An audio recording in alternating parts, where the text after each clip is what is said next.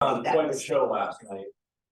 Entertaining our area businesses and stimulating interest and getting businesses to come to Dublin and call Dublin home. But I'm happy to see a couple of you there last night. Well, thank you, and it's just been excellent to see you at all these events, representing us so beautifully. Thank you. Quick announcements, Susan Robina. Yes, I am here today to distribute all the packets for shoppers, for anybody who wants to adopt a family again this year. So if you could stay for just a couple of minutes after the meeting, and I will give you your packets, it'd be greatly appreciated. Thank you. Thanks, Susan. The shopping is also a holiday treat here. Steve Schmidt has an announcement about scholarship. Getting into scholarship season, we give scholarships to Dublin High School students each year. Steve Bergano is our committee chair, and we're going to have a committee kickoff meeting at 7 o'clock December 1st. Suggestions have been made since last year. I want to talk about those and see how we might change things. We got to let Dublin City Schools know by December 22nd what our plans are. So if you can make it, if you're interested, if you can't make it, if you have any thoughts, let us know. It's always a pleasure to see the kids and their parents show up.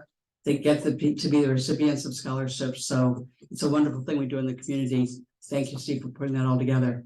Wolf, can you take us away with another announcement? Yep. Just wanted to let everybody know we have a community service meeting right after this meeting at one of these here tables. So if you are on the committee or would like to be, we're going to discuss the agenda for the community service project. Paige. I'm here with the Archives Committee of one. A few years ago, 1982, I was president of the Upper Arlington Chamber of Commerce, and our most distinguished member of that chamber board was Warren Motts.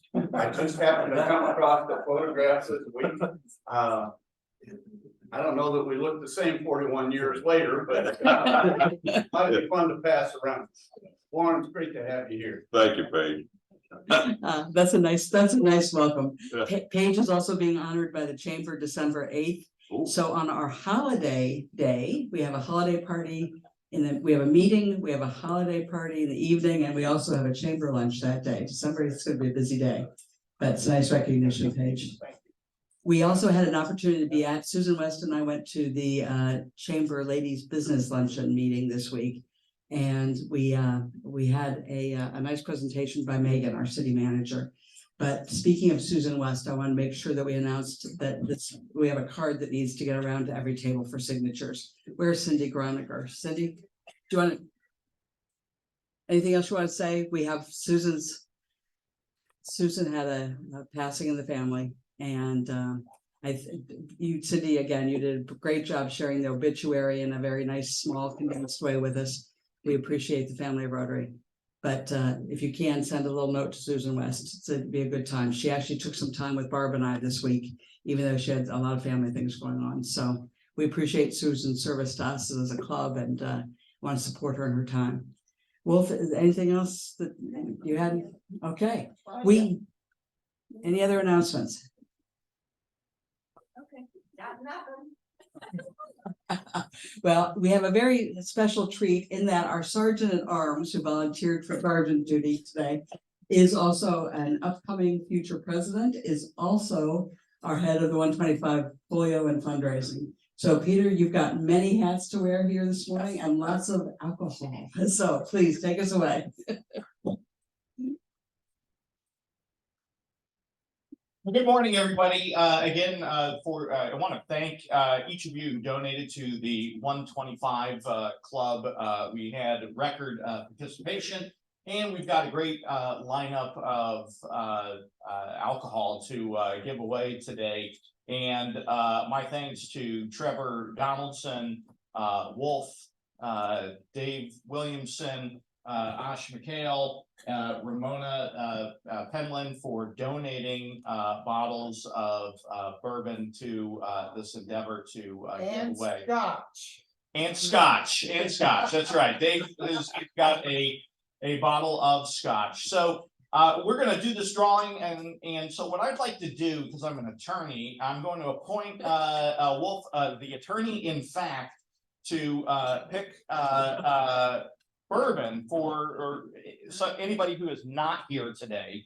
But what we're gonna do is we're gonna draw the cards. And you can, if your name's announced, come on up, you can pick whatever you want. And you know, obviously the bourbon is the best. The vodka is still good, but you know, not as valuable as the bourbon. So I can give you that hint. And we'll announce the winner. So if I could get a hand, Wolf, come on up, and Ingrid, could you hold the microphone? You bet.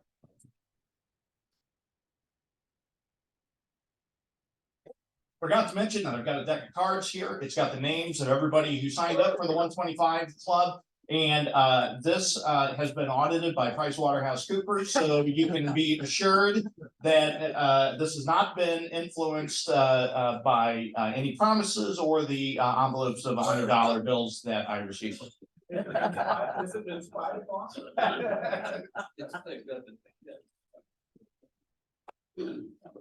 He was originally gonna do the drawing at his house, and I said, no. All right, Wolf, go ahead and pick. And read out the name.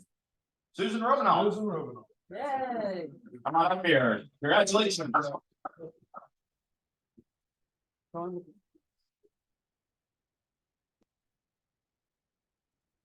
Ah, she didn't expect you to come.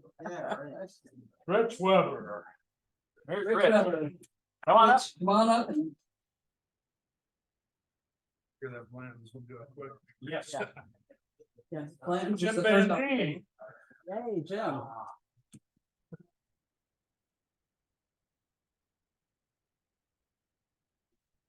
Pick wisely and share. Go ahead, Rich. John Suzie. John here. All right, cool. Did John give you a Bottle of vote? wine. I think he wants a Tito. I've got his proxy, but I think that's a good choice. Tito's? Yeah. Okay. All right, we've got Tito's for John Suzie then. Okay. Third. Grab one from the end. Calvin Gephardt. All right. Hey, the bottle of Uncle Dearest is still sitting there. That's a pretty good one. All right, well, Calvin, thank you for your donation. Sharon Zimmer. Don't think I've seen her today, so. I think she Let's wants the see, Sharon. Tito's too. Gotta be present to get the good stuff. Yeah. Claudia Trusty. Claudia.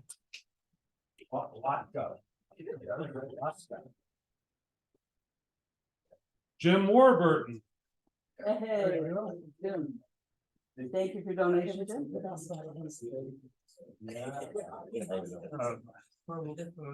know. Father, uncle, neighbors, I don't know. That's from Ramona. Don Schwegman. Dan. Dan Schwegman, sorry. Yeah, I don't see it this morning. Okay. He got the Tito's too. All right. Let's see, how about this one right here? Grace Goshu.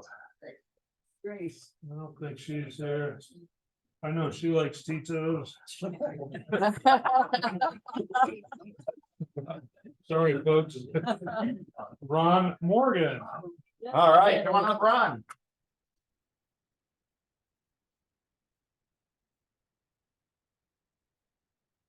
Okay.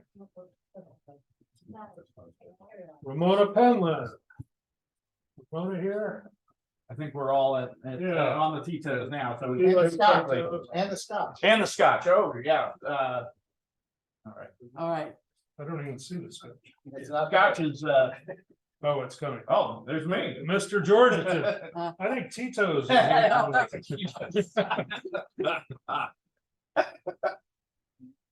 Or the Scotch. Erin Prescott, I know she's not here, but she wants a Scotch or a Tito's. Cap Clegg. He's Yeah, Cap he's a is being vodka the- drinker. He gets it. Joel Kretz. Vodka. Vodka. Okay. All right, we got three more. And the scotch. Luke Thomas. Luke, yay.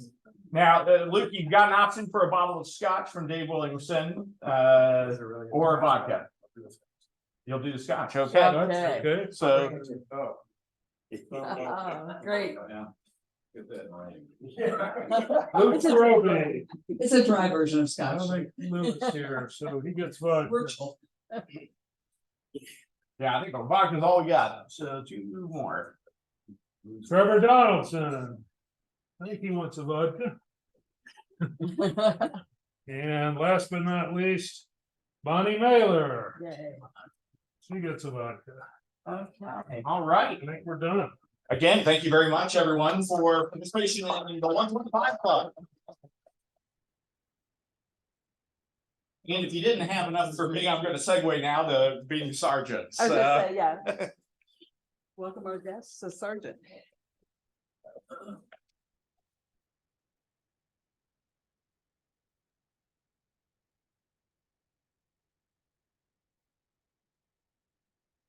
Okay, good morning, everyone. Let's see, today, Friday, November 17th, 2023. It's the 321st day of the year. 44 days remain until the end of the year. And our guest today, that's Judy Williamson, Dave's wife, Joseph Thomas. Joe, welcome. Is that Jerry Vornbrook? Gary Vornbrook. All right. Are you Paige's brother? My brother from San Francisco here to visit mom, not me. I had him out this morning. So, Gary, welcome. Gary, we apologize for all you have to put up with Paige. So After 70 years. Mike Dickey from the Delaware Club. Welcome. Okay. Well, great. I'm going to, in the interest of time and to give Mr. Mott the most time available, I'm going to just give you a couple dates in history, then we'll move on to our drawing. On this date in history, in 887, the Frankish Emperor Charles the Fat was deposed by Frankish nobles in an assembly in Frankfurt. It is unknown why he got the nickname the Fat, but I've got an idea. So, and then today in 1558, Elizabeth I of England ascended to the throne. 1869, the Suez Canal in Egypt was inaugurated. And today in 1962, John F. Kennedy dedicated the Washington Dulles International Airport. And that leads to a trivia question for all of you. Did you know that the same person who designed the terminal at Dulles International Airport also designed the Gateway Arch in St. Louis? Eero Saarinen. All right, so we got a winner. So for that, of course,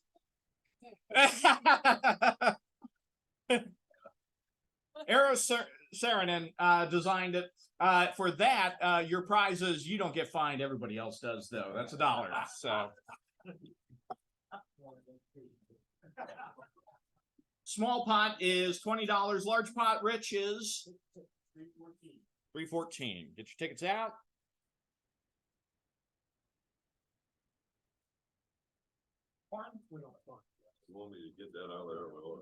All right.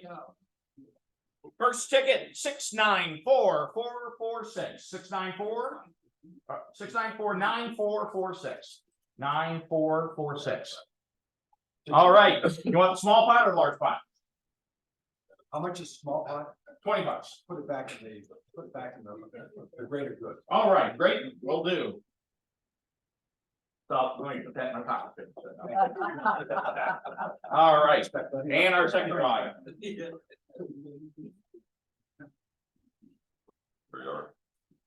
Thank you. 694-9504. 695. All right.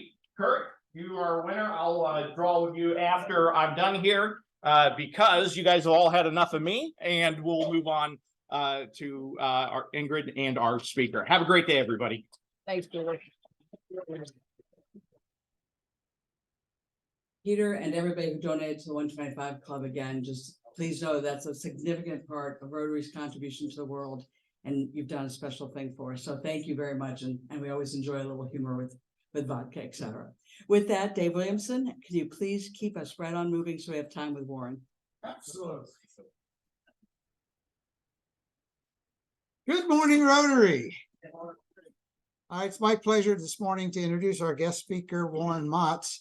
Warren is a native Ohioan, born here in Groveport, went to Groveport Madison High School, joined the Ohio National Guard when he was 18 years old, went to Fort Knox, Kentucky for his initial training, and then to Fort Monmouth, New Jersey, where he was trained as a photographer.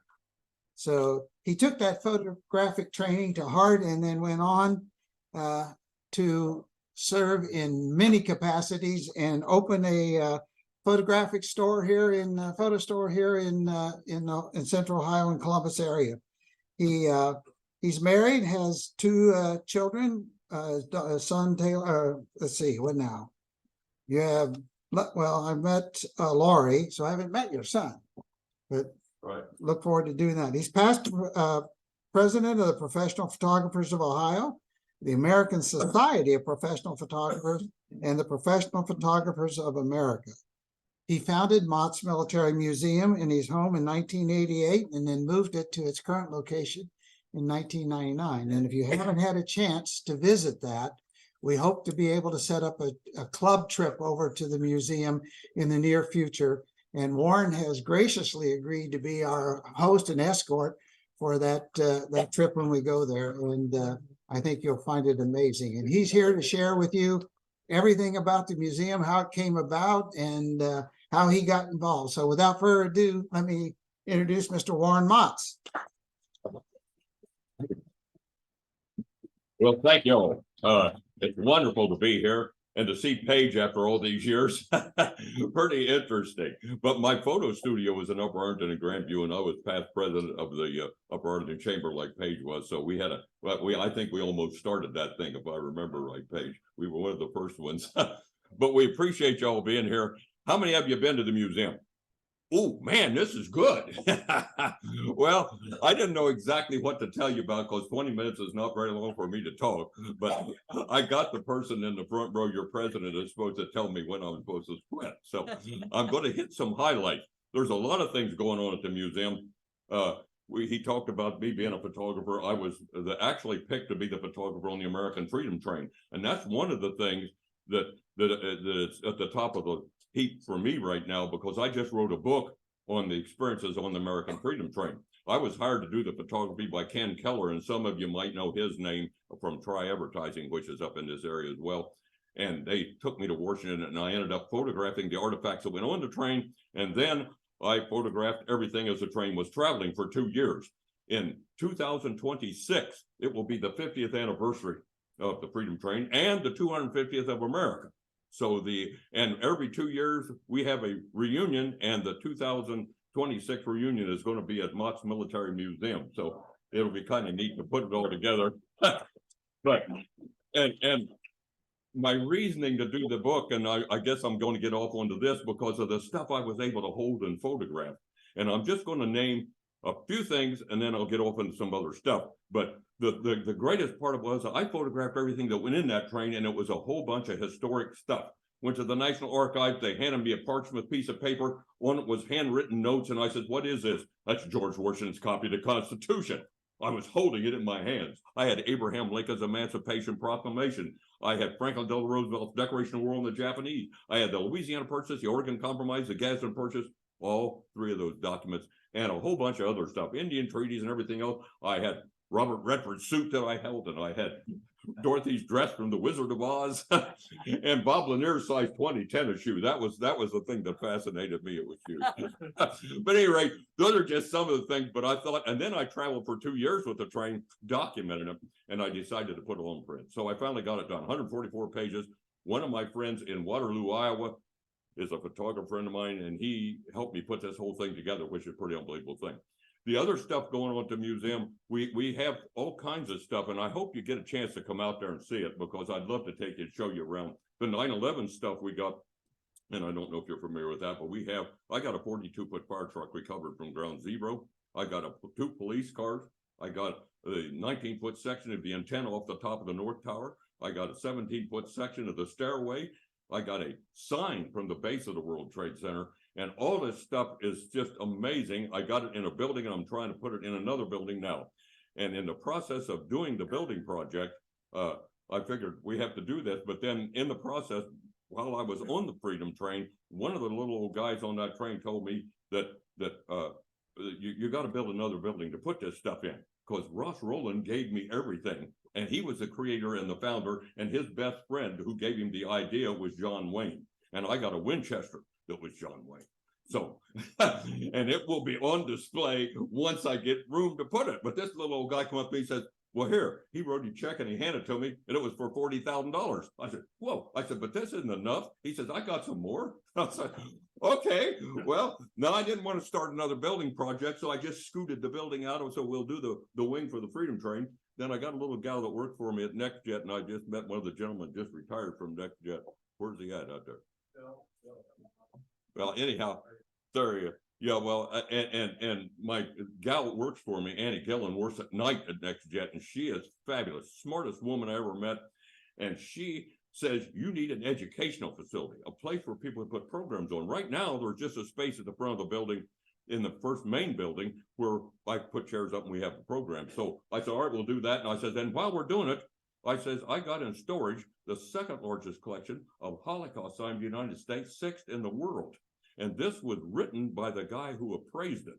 And I thought, I got to put this stuff on display. 250 items are unbelievable, a bunch of stuff.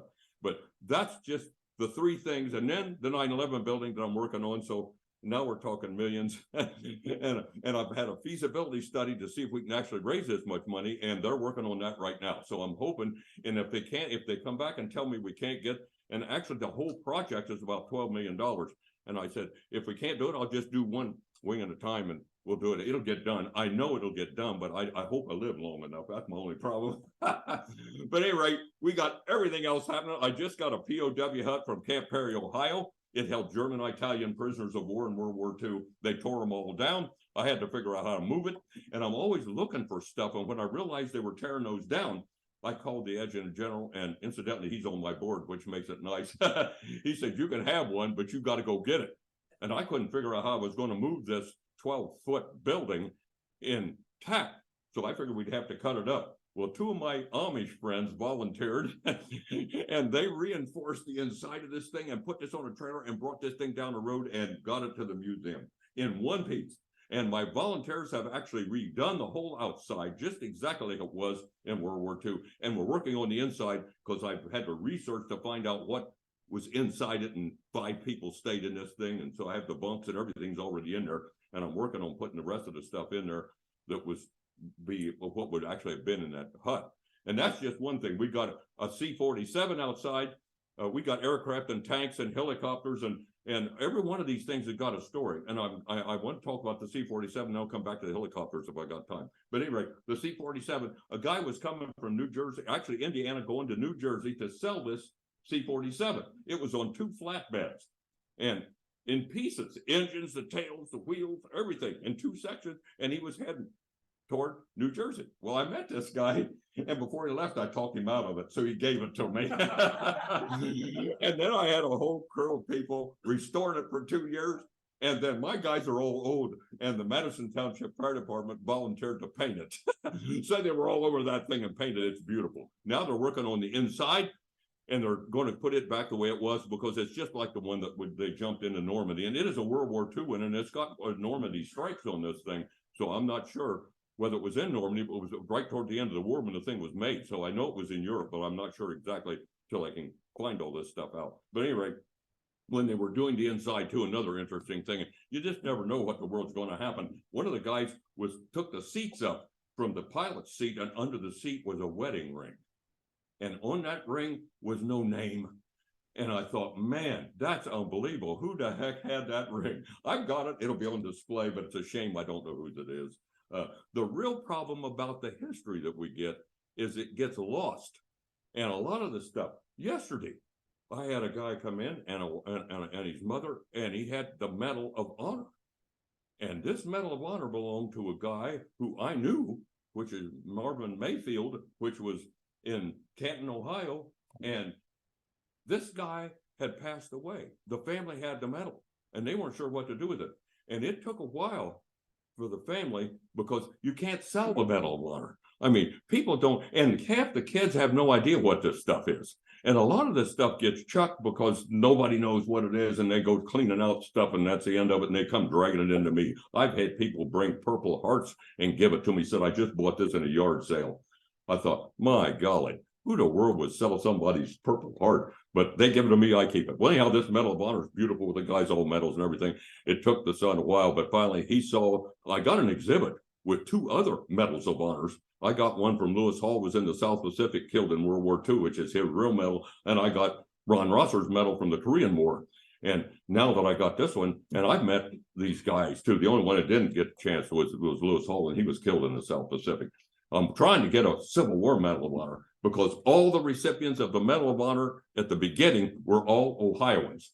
And the first person to get it was Jacob Parrott from Canton, Ohio, and they were in the Great Locomotive Chase. They stole an engine in Big Shanty and headed north with it. And Lincoln had just issued the Medal of Honors, and Jacob got the first one because he was 18 years old. But I do know there's 7 more of them out there someplace. I gotta find them. I'm on the track of one right now, and I hope I can get it because we have to preserve this stuff. I said, you know, when you come into the museum, I said that there's a lot of liberated stuff in there. I got Saddam Hussein silverware in China, which come right out of his palace that a young man brought back, and that's a whole other story. Everything's got a story. The helicopters, I got a Loach outside, which is a very small helicopter used to draw enemy fire, and the guy that was on it, Nate Schaefer, found it flying Border Patrol duty in Texas, and it was the very one he was on in Vietnam. And he called me and says, we got to get this helicopter. Because I had all these clothes, his flight suit and everything. And I thought, okay, well, then I got a hold of Congressman Steve Sivers, and he's a general, and boy, he's helped me. And he got them, when they demilled that thing and started to destroy it, he stopped them, put it all back together. It's now sitting outside. We also have another helicopter, which is a Huey helicopter. And when I got it, I got on their internet looking to see, and I says, if anybody flew this helicopter, let me know. And I put the numbers of this thing on there. And a guy called me, lived in Boardman, Ohio. And he came to the museum and saw that helicopter. And he looked at that thing and he says, I crashed twice in that thing and survived. And he went up and kissed the helicopter. Now when he comes, he kisses the helicopter because it's such a drawing thing. And when you think about all the stuff that we've got in this museum, and I'll just connect another story with Joe Spessy, who was the guy who flew that helicopter. I put everything in the museum at night. It's all laid out chronologically as to wars, starting with the Indian Wars. The Civil War is a big part. I'll get off on that real quick. The reason I started the Civil War is I did a photographic recreation of the Battle of Gettysburg. I felt you're only on the earth for a short length of time. You ought to leave something. So I thought, okay, I love history. Let's just do it on Battle of Civil War. So I started looking, and when I got to Gettysburg, that was it. I said, that's the most well-preserved battlefield there is. So I started going there. I started taking my son. I started taking pictures. When Wayne was a little kid, I was buying him books, and then he got with the battlefield guides. And then at 15, he gave a lecture at Ohio State to Masters of History. He graduated from Ohio State, told me he was going to be a battlefield guide, went out there and took that test. Someone flunked it 5 times. One was a PhD. Wayne passed it. He's the youngest battlefield guide at Gettysburg. He's been out there 32 years. He's been the director of 3 different museums. He just resigned last December of the National Civil War Museum in Harrisburg. He is now in Gettysburg, and he's the head of the Gettysburg Foundation, running the whole thing. And it all started with me dragging him out on that battlefield. But when I did this photographic recreation, I finished it. It took me 3 years of research, 3 years to put together, and I showed it at the Bicentennial Convention in Washington, D.C. in 1976. And that was the start of me collecting stuff, because I was using different items in the photograph, because I went through the battle exact time at the exact place across the battlefield photographing it, and I had belt buckles and bullets and swords and things that I used as props as we were going across the field. And so once all this got together, I thought, well, this is, I got to do this. And then when I got on the Freedom Train, I saw the museum, which was a traveling museum, temperature, humidity controlled, all the other stuff, UV lighting and everything. And so I thought, well, I may as well just start a museum because I got all this Civil War stuff. Well, then all the veterans started giving me stuff. And then I had a guy, and he's I got to tell you about him real quick. Keep me posted now. Ed Arthur was a kid. He joined from the west side of Columbus at 13. He joined the National Guard in Ohio. He's the youngest one. Then he got a discharge at 15. And then the Korean War broke out. He went back in at 15 in the airborne, heading to Korea when they found out he was 15. They discharged him. He got out, joined the Cuban underground, fought against Castro in Cuba. I got his clothes that he wore in Cuba and all the stuff. I have his entire things that he wore through all these things. Then the Vietnam War broke out. He went back in the military and went to Vietnam. He was a door gun on a helicopter. He was shot down twice, got all kinds of medals, but this guy was a high side guy. And I met him. He came into my photo studio to get a picture of him for a book they were writing. And so I started talking to him and I says, oh, I want to know what you did. And he looked at me because this was while the war was still going on when he got back. And he said, what do you want to know for? I said, 50 years from now, they're going to ask what the heck you did. I said, I want to know so I can tell people what you went through. He come into my office and every night he'd come in there and I tape recording. I got all kinds of tapes on this guy. He later told me that I was his shrink and that I helped him because he had nobody to talk to and nobody cared. The Vietnam boys had such an awful time when they came back. So it was really a great thing. And that really started me with collecting everything. I started with just the Civil War thinking that's all I'm going to do. But I thought, no, by golly, these kids got to see it all. And you know, I've been getting weaponry, guns. I've been approved by the ATF to get fully automatic weaponry. Somebody left a Tommy gun on my front porch one day. And I called my friend who's the head of SWAT. I said, you got to come look at this. I think I'm going to jail. He came and said, you can't have that. And then he says, that's another one you can't. I had a French machine gun, the underground, and these people just give me this stuff. And he says, you can't have that either. So we got to get the ATF in here. So he got the guys from downtown ATF to come in. And then he says, let's get the guy in Washington.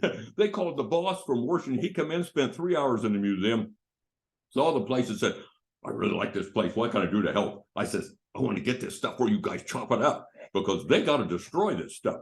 If it's got a barrel a certain length or anything, if it's workable, you got to destroy it.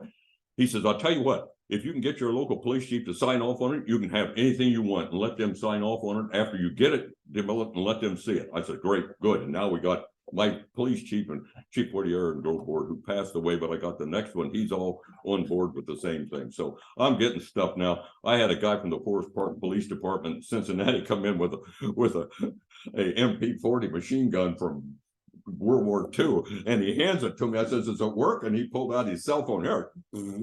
He fired it this morning. I said, "Okay." So I took it apart and got it all. I got one guy that cleans all my weapons and everything. I had one man. I just think of all this stuff that's happened. I had a guy gave me his entire collection of weapons. They told me about this guy. He lived in northern Ohio, and he's got this big gun collection. He said, "You got to go talk to this guy." Well, I went up there and talked to him, and when I got through, he said, "I'm going to give you the whole thing." Well, I didn't even know this guy. But he says, "Take it all." He says, "I load my own ammunition. I'm afraid I'm going to blow myself up." And he was 80-some years old. So I said, "I'll take it." And I got one guy that cleans everything. They're Mausers from every country that Hitler took over. He started manufacturing Mausers in that country. So that's just one thing. There is so many different things. 82nd Airborne exhibit on Don Jakeway. This guy was an amazing man. When you talk about Veterans Day, and you talk about the veterans and the things that they did. And I'll tell you one story that I really love. It's about Carl Clausen. Carl Clausen was a POW. How much time I got, sweetie? 2 minutes. Okay, we're going to end with this maybe, and then we'll ask for questions. Carl was in the 10th Mountain Division in World War II, fighting up through Italy. And I'm going to tell the story about Italy, but he also went in the occupation of Japan. They threw him in the front lines in Korea. He was in the 24th Division and captured. Held for 3 years by the North Koreans and the Chinese and survived.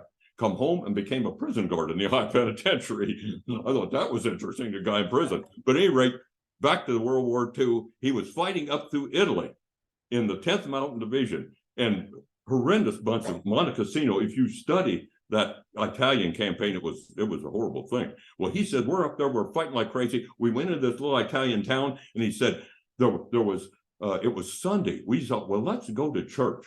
And they said, we don't know Latin, or we don't know what the priest is going to say. And he says, well, we'll just follow somebody and go into church. I said, okay. So they went up to the church, they stacked their weapons outside and left the guy with the weapons. Then they all went in. This guy comes, so they got with him, and they all sat in the pew, and everything he did, he stand up and they do all the stuff he did because they couldn't tell what the priest was saying. And finally, the priest said something, and the guy stood up. So they all stood up, and the whole congregation just roared. And he had no idea what Carl says. We couldn't figure out what he said. Well, as they were going, there was one of the parishioners that could speak English, and he said to him, he said, would the father with the new baby please stand up? And all the soldiers stood up. But that's it. We got, oh, come see me. I'd love to take you because we got stuff and everything's got a story. But you got to tell me how much time you got, because I actually have school kids come in there, and they generally come for an hour. But then when I get them, they're coming. I got 5 schools that come and spend the whole day, because those kids are the ones we got to educate. But thank you. I appreciate y'all for having me. Come see me.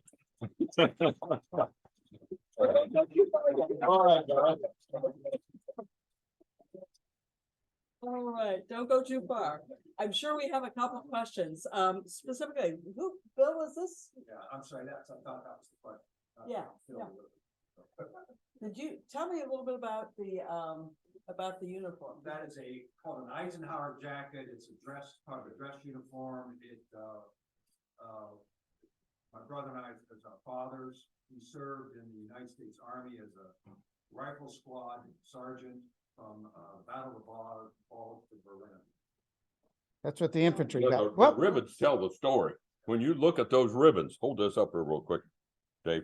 When you look at these ribbons, like combat infantry badge with a wreath, that means you were in heavy combat for a certain number of days, like 30 days. Bronze Star, good conduct, American campaign, European theater with 3 battle stars. That means he was in 3 separate battles and survived it. And then the American Liberation Medal. But the uniform tells the story. That guy was in some heavy stuff. You betcha. Maddie has some photographs from the family. Lower left, I think, where her hand is, shows my father standing there with that background. Unbelievable. Well, I'll ask the first question. My husband's grandfather flew in World War I and World War II, and we have this whole long string of ribbons and medals. And my kids don't really know what they all relate to because it's a whole big family thing from Boston.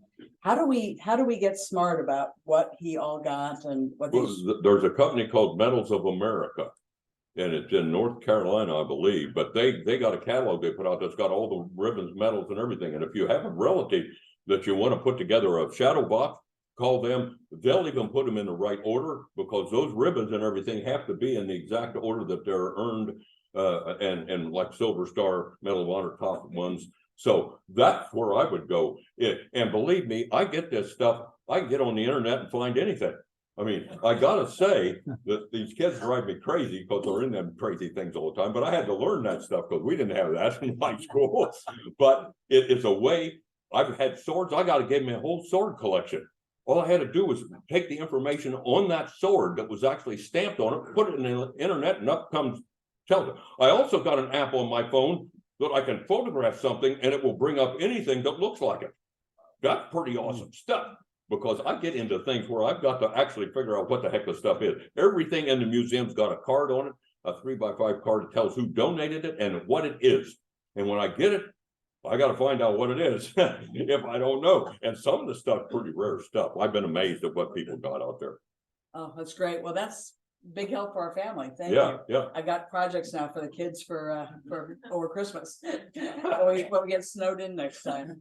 David, I think you have a presentation. One of the, as far as our Veterans Affairs Committee, one of the projects that we have sponsored over the years has been Motts Military Museum, because if you haven't been there, you need to go and just walk through history, because he's he's documented it better than any place I've ever been. And that includes some of the displays in Washington, DC at the National Museum of American History. So, but our club has graciously donated a check to Warren for $200 Wow. for Thank you. his for continued operations at the museum. And so we like to support the work that he does, because we really believe in what he as an individual has done over the course of his life and what he's shared with a lot of folks.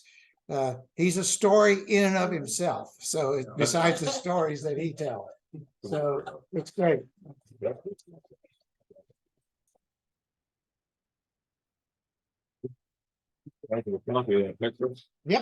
Yeah. Well, Being a photographer, I photograph everything. I'd like a copy of that. You might, and I drove my kids crazy whenever we had Christmas. You can't do nothing until we get pictures. Got to get photographs. Thank you. Thank you. One more round.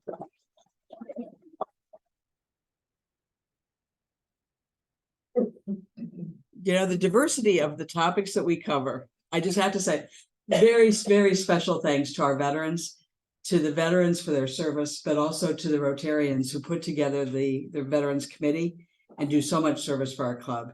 Dave and your whole committee, thank you very much. Judy, thank you for being here. Warren, thank you again for being here. One more time, guys.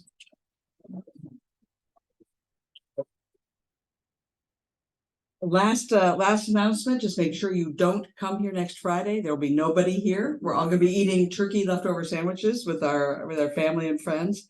Closing quote from Nathan Hale. I am not influenced by expectations of promotions or pecuniary rewards.